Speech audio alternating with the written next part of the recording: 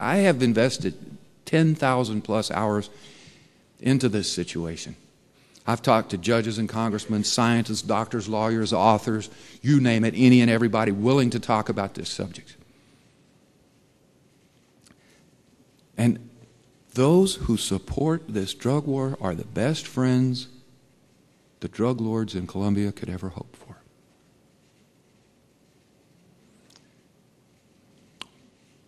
It really boils down to this thought.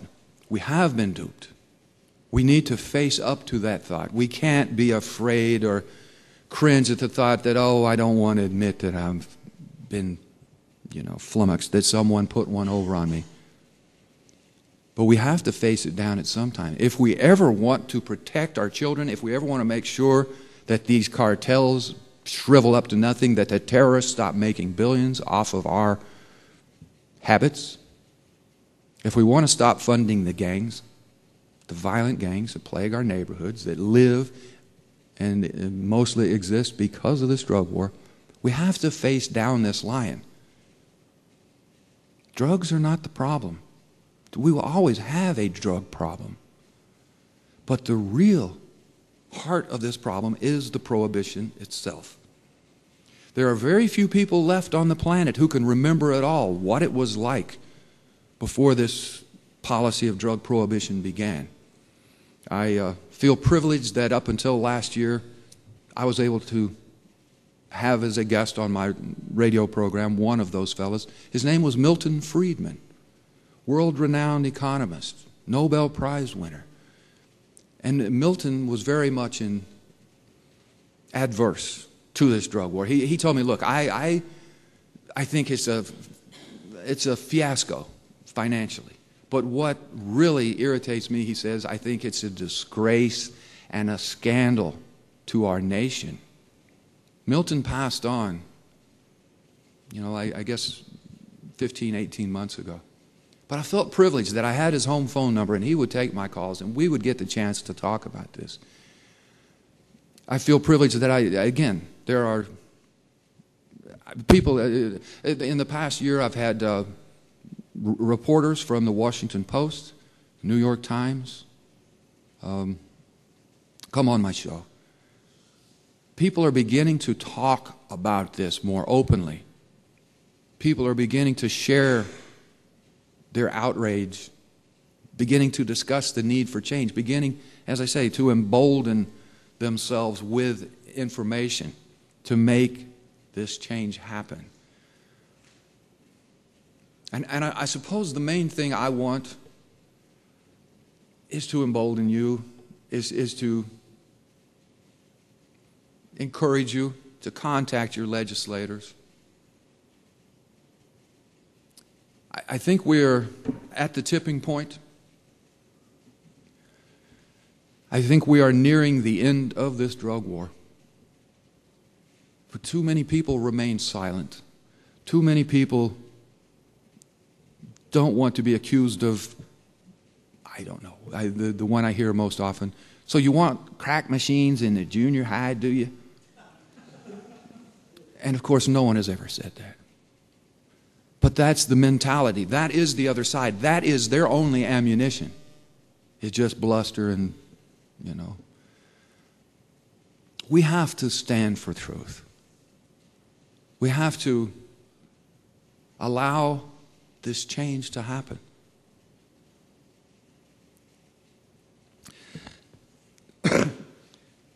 When they introduced me, they did say, former cop, member of Law Enforcement Against Prohibition. I want to talk about our organization just a bit. We're a group that's now, I think, approaching 8,000 members worldwide. We all agree that this drug war needs to change, that it has no redeeming values. I want to talk about some of the members we have. We just lost one of our, a man of stature I respected, had him on my radio show a couple of times. His name was Eddie Ellison. He passed away just a few months back. He was head of Scotland Yard Drug Division. Okay? He wanted to end this drug war. He was calling for an end to it. Another guest I had about a year ago, Gustavo de Grief. He's the former Attorney General of the nation of Colombia. He is a member of Law Enforcement Against Prohibition. We have many current and former police chiefs, prosecutors, CIA, DEA, FBI, Justice Department officials, members of our organization, all calling for the end of this. A lady here in the audience had a publication that showed that we produce videos. In that regard, we have our members speaking in fraternal organizations, Lions Clubs, Elks, Rotary, all over this country. We go to Australia, England, all over this planet, any and everywhere we are asked to speak in this regard. It's a real easy website. It's LEAP, leap.cc. I urge you to tune in. Listen to some of the words that are being shared by these people, I think, with great stature, people whose words we should respect and appreciate. I want to apologize for not being able to read my speech. I hope I've been able to share enough with you. I want to ask you, if ever you have a question, if you have a youngster, a cousin, anyone who's having trouble with drugs or the law, to email me, dean@drugtruth.net. I may not have the answer, but perhaps I can find the answer, because I know doctors and scientists and people who have studied this and evaluated this and may just indeed have some assistance. I'm personally of the opinion that mostly what we have to do is allow these children to grow up. We have to allow them to experience whatever it is they're seeking through this experimentation. But most of all, we have to educate them on what can kill them, what can give them disease, what can ruin their lives. And that's not what we normally teach. We teach abstinence. That's what they teach in school. The DARE mentality, if you will. It's kind of like sex education. Just don't do it. We're not going to tell you more than that. It's important that you just don't do it. But the truth is, children will do it. They will experiment. And we need to educate them so they don't hurt themselves any worse than they might. I don't even know how long I've been up here. I just know that it's, for me,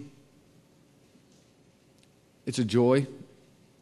It's a hope that I can create a spark, a sense of this need for change, that you'll work a bit in your community.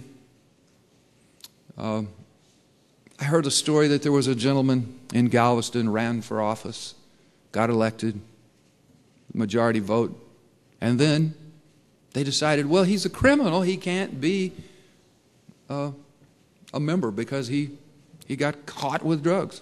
So they kicked him out of office. And that's the mentality. We make people pay for the rest of their lives should they choose drugs and get caught. And that's just something that's got to stop. I thank you for your time.